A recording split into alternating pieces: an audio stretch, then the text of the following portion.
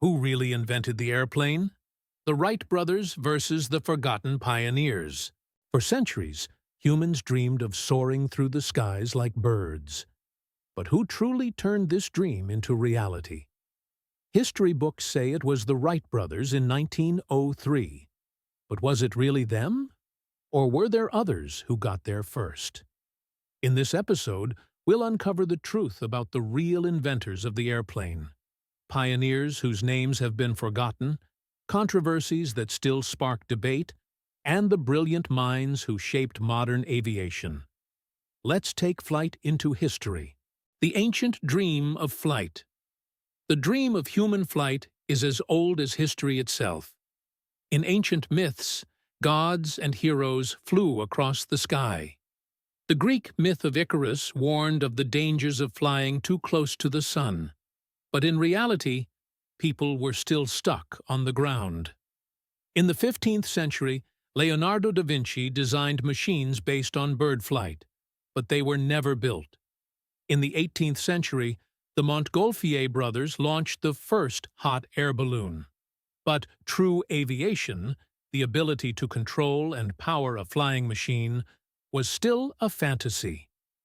The forgotten pioneers of flight. By the 19th century, engineers and inventors were getting closer.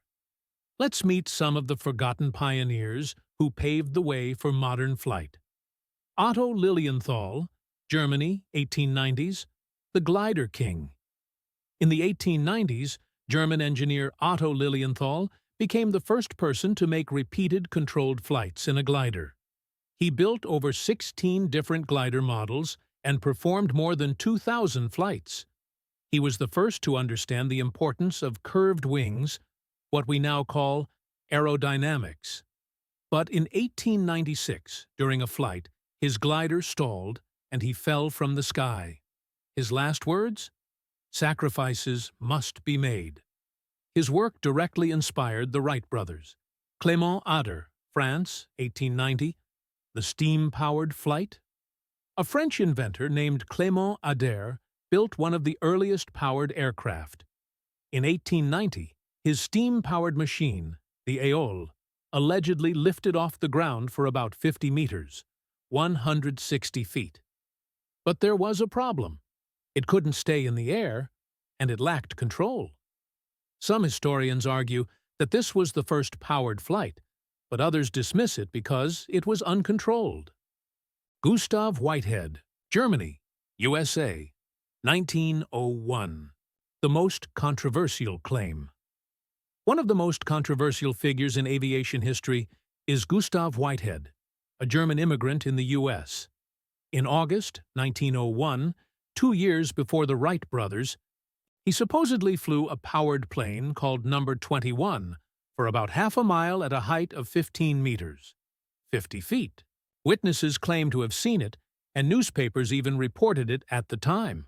But there's a catch. There's no clear photograph, and Whitehead didn't document his work like the Wright brothers did. Was he the first to fly? The debate continues to this day. The Wright brothers' story. Engineers of the sky. Wilbur Wright, 1867 to 1912, and Orville Wright, 1871 to 1948, were born in Dayton, Ohio, USA. Unlike Santos Dumont, they did not come from wealth. Their father, Milton Wright, was a bishop, and their mother, Susan Catherine Kerner Wright, was mechanically gifted and encouraged their curiosity. As children, Wilbur and Orville were fascinated by flight after receiving a toy helicopter powered by a rubber band. This small toy sparked their lifelong passion for aviation. Before working on airplanes, the Wright brothers ran a bicycle shop in Dayton, Ohio. Their experience in designing and repairing bicycles gave them crucial skills in mechanical engineering and aerodynamics. They studied birds in flight and experimented with gliders before attempting powered flight. The first airplane. By 1903, the Wright brothers had built the Wright Flyer, a biplane with a 12-horsepower engine, wooden propellers, and a wingspan of 12.3 meters, 40 feet. They chose Kitty Hawk, North Carolina, for testing because of its strong winds and open space. On December 17, 1903, after years of glider testing, the Wright Flyer took off from the ground, piloted by Orville Wright. It flew for 12 seconds and covered 36.5 meters, 120 feet. 3 more flights followed that day, the longest lasting 59 seconds and covering 260 meters, 852 feet. It may not sound impressive, but it was a turning point in history. Why? Unlike earlier attempts, the Wright brothers mastered the 3 key principles of flight: lift, propulsion, and control. This event is often credited as the first powered, controlled flight in history. The Wright Flyer utilized a rail-based launch system to achieve takeoff, rather than lifting off entirely under its own power as modern airplanes do. Challenges and recognition. The Wright brothers continued improving their aircraft, making longer, more controlled flights in the following years. However, they kept their experiments private to protect their patents, which led to skepticism from European inventors. They eventually gained recognition in 1908, when they demonstrated flights in France, proving their achievement to the world. Later achievements and legacy. Wilbur Wright died of typhoid fever in 1912, but Orville continued working in aviation until the 1940s. The Wright brothers' designs paved the way for modern airplanes, and their legacy is widely recognized, especially in the United States. However, the debate over the true first flight continues. While the Wright brothers were first, their method of launch is often criticized.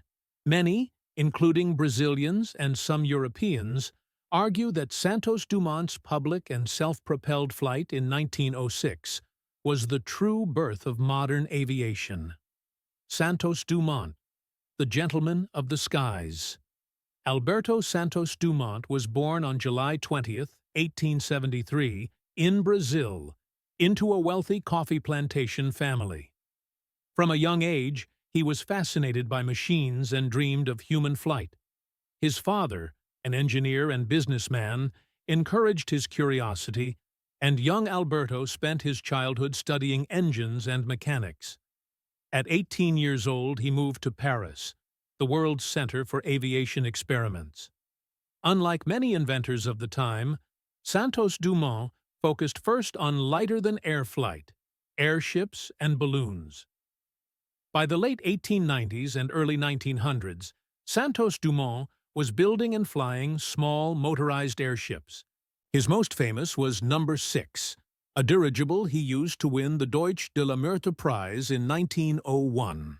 The challenge was to fly from St. Cloud Park to the Eiffel Tower and back in under 30 minutes, a feat he successfully completed, proving that controlled, powered flight was possible. The birth of the 14th Biz. After his success with airships, Santos Dumont turned to heavier-than-air flight. Unlike the Wright brothers, who relied on catapult launch systems, Santos Dumont wanted a plane that could take off on its own, using wheels. In 1906, he built and tested the 14Bs, a biplane with a box kite-like structure and a 50-horsepower Antoinette engine. On October 23, 1906, in Bagatelle Field, Paris, before a large crowd and official witnesses, Santos Dumont flew 60 meters, 197 feet, at an altitude of 2 to 3 meters, 7 to 10 feet. This was the first officially recognized self-powered, heavier-than-air flight in history, as the Wright brothers had never demonstrated their flights publicly. A month later, on November 12, 1906, he improved on his record, flying 220 meters, 722 feet, at an altitude of 6 meters, 20 feet.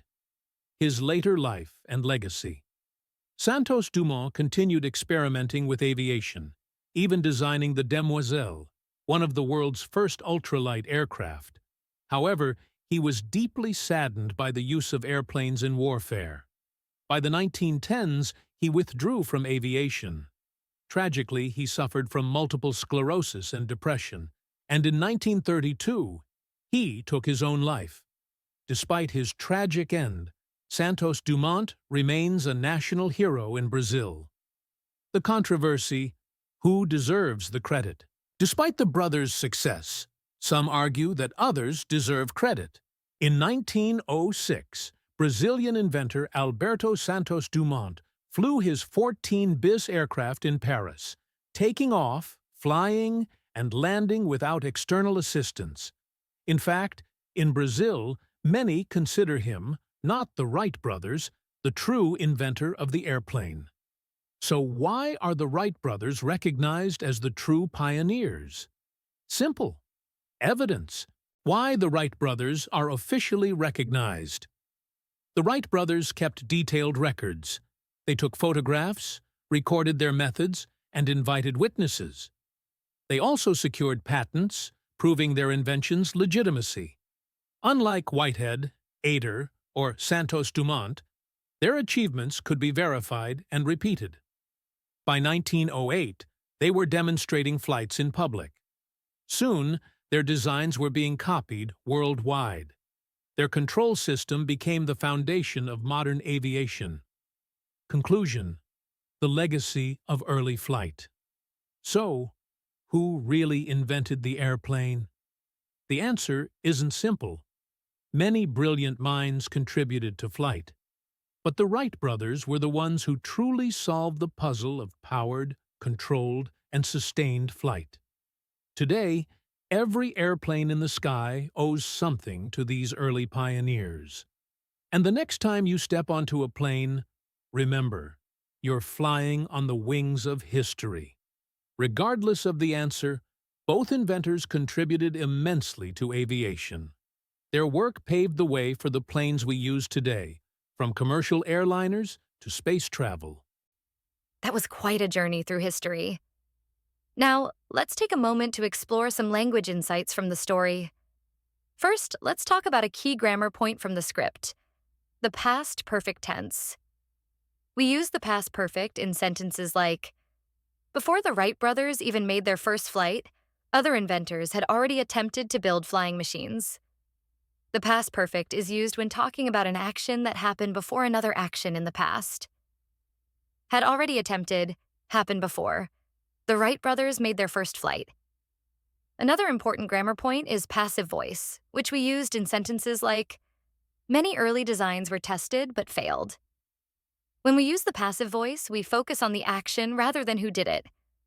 Instead of saying, inventors tested many designs, we say, many designs were tested. This is very common in history and science writing because the focus is on what happened, not just on who did it. Now, let's go over some useful vocabulary from the story. First, let's talk about the word aviation. Aviation means the science or practice of flying airplanes. It comes from the Latin word avis, which means bird. Now, another useful word is pioneer. A pioneer is someone who is the first to do something new. For example, we said, Alberto Santos Dumont was a pioneer of aviation. It means he was one of the first people to explore or develop something new. A similar word is innovator. This describes someone who creates something original or improves an idea. Now, let's focus on pronunciation. Some words from this story can be tricky to say. Let's start with aerodynamics. This word has 5 syllables. Aerodynamics. Make sure to stress the third syllable, dynamics. Another tricky word is propeller. Say it with me, propeller. Notice how the stress is on the second syllable, propeller. Now, let's talk about making your English sound more natural. A great way to do this is by using connected speech. This happens when words blend together when spoken quickly. For example, in the sentence, the Wright brothers invented the airplane. If spoken naturally, it sounds like, the Wright brothers invented the airplane. Instead of saying, invented the with a clear T, we link the word so it sounds like, invented the. That's it for today's language breakdown. What do you think? Should history give more credit to the forgotten pioneers of aviation? Or do the Wright brothers rightfully deserve their place? Let us know in the comments. Keep listening to English stories, and soon you'll be speaking more naturally and confidently.